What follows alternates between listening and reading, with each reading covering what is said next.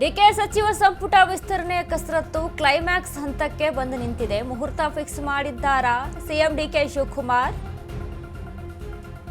July 13ರಂದು ನೂತನ ಸಚಿವರ ಪ್ರಮಾಣ ವಚನ ಫಿಕ್ಸ್ ಆಗುತ್ತಾ? ಫಿಕ್ಸ್ ಅಂತ ಹೇಳಲಾಗ್ತಾ ಇದೆ.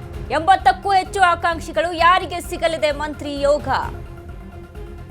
ಇರೋದೇ 20 ಸ್ಥಾನ, ಯಾರ ಮೇಲಿದೆ ಶಿವನ ಕೃಪೆ? ಗೊಂದಲಗಳಿಗೆ ತೆರೆ ಎಳೆಯಲು ಮುಂದಾಗಿರುವಂತಹ ಮುಖ್ಯಮಂತ್ರಿ.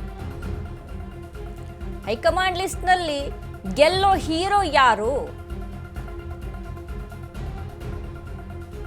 ಡಿಕೆ ಸಚಿವ ಸಂಪುಟ ವಿಸ್ತರಣೆ ಕಸರತ್ತು ಇದೀಗ ಕ್ಲೈಮ್ಯಾಕ್ಸ್ ಹಂತಕ್ಕೆ ಬಂದು ನಿಂತಿದೆ. ಜುಲೈ 13ಕ್ಕೆ ಮುಹೂರ್ತ ಫಿಕ್ಸ್ ಅಂತ ಹೇಳಲಾಗ್ತಾ ಇದೆ. ಯಾರಿಗೆ ಅವಕಾಶ ಅಂತ ಇವರಿಗೆ ಚಾನ್ಸ್ ಸಿಗುತ್ತಾ? ದಿನೇಶ್ ಗುಂಡೂರಾವ್ ಇದ್ದಾರೆ, ಎಚ್ ಕೆ ಪಾಟೀಲ್ ಗದಗ ಕ್ಷೇತ್ರದಿಂದ, ಜಮೀರ್ ಅಹಮದ್ ಖಾನ್ ಚಾಮರಾಜಪೇಟೆಯಿಂದ ಜಮೀರ್ ಅಹಮದ್ ಖಾನ್ಗೆ ಅವಕಾಶ ಮಾಡಿಕೊಡ್ತಾರಾ ಡಿಕೆ? ಎನ್ ಚಲುವರಾಯಸ್ವಾಮಿ ನಾಗಮಂಗಲ, ಮಧು ಬಂಗಾರಪ್ಪ ಸೊರಬ, ಮಧು ಬಂಗಾರಪ್ಪ ಅವರಿಗೆ ಮತ್ತೆ ಅವಕಾಶ ಒದಗಿ ಬರುತ್ತಾ?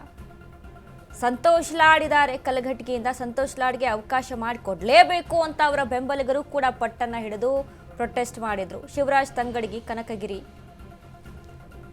ಆರ್ ಬಿ ತಿಮ್ಮಾಪುರ ಮುಧೋಳದಿಂದ, ಆರ್ ಬಿ ತಿಮ್ಮಾಪುರ್ಗೆ ಅವಕಾಶ ಒದಗಿಸಿಕೊಡ್ತಾರಾ ಅಂತ H C Mahadevappa T Narasipura, ಇನ್ನು ಎಸ್ ಆರ್ ಶ್ರೀನಿವಾಸ್ ಗುಬ್ಬಿ ಕ್ಷೇತ್ರದಿಂದ,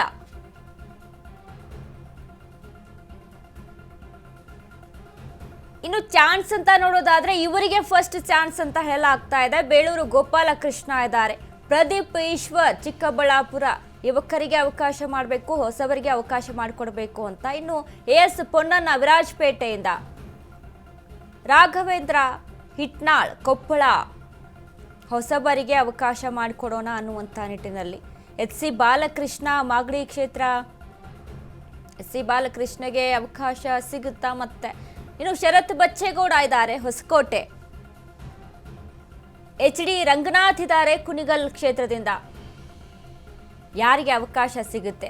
ಅಶೋಕ್ ಪಟ್ಟಣ್ ರಾಮದುರ್ಗ, ಬೆಳಗಾವಿಗೆ ಅವಕಾಶ ಮಾಡಿಕೊಡ್ಬೇಕು ಅಂತ ಏನು ಹೇಳಲಾಗ್ತಾ ಇದೆಯಲ್ಲ, ಹೆಬ್ಬಾಳ್ಕರ್ ಇದ್ದಾರೆ, ಅದ್ರ ಜೊತೆಗೆ ಅಶೋಕ್ ಪಟ್ಟಣ್, ಇದು ಅಜಯ್ ಸಿಂಗ್ ಇದ್ದಾರೆ ಜೇವರ್ಗಿ, ಶಿವಗಂಗಾ ಬಸವರಾಜ್ ಚನ್ನಗಿರಿ ಕ್ಷೇತ್ರ, ಅವಕಾಶ ಸಿಗುತ್ತಾ? ಅಡಿಕೆ ಯಾರತ್ತ ಒಲವನ್ನ ತೋರಿದ್ದಾರೆ. ಶ್ರೀನಿವಾಸ್ ಮಾನೆ ಹಾನಗಲ್ ಕ್ಷೇತ್ರದಿಂದ. ಸೊ ಇರುವಂಥ ಲಿಸ್ಟ್ನಲ್ಲಿ ಮೊದಲ ಚಾನ್ಸ್ ಸಿಗುತ್ತೆ ಅಂತ ನೋಡೋದಾದ್ರೆ ಇಷ್ಟೆಲ್ಲ ಲಿಸ್ಟ್ಗಳಿದ್ದಾರೆ. ಯಾರಿಗೆ ಅವಕಾಶ ಮಾಡಿಕೊಡ್ತಾರೆ? ಡಿ ಕೆ ಶಿವಕುಮಾರ್ ಕೃಪೆ ಯಾರ ಮೇಲಿದೆ ಅನ್ನೋದನ್ನ ಕಾದು ನೋಡಬೇಕು.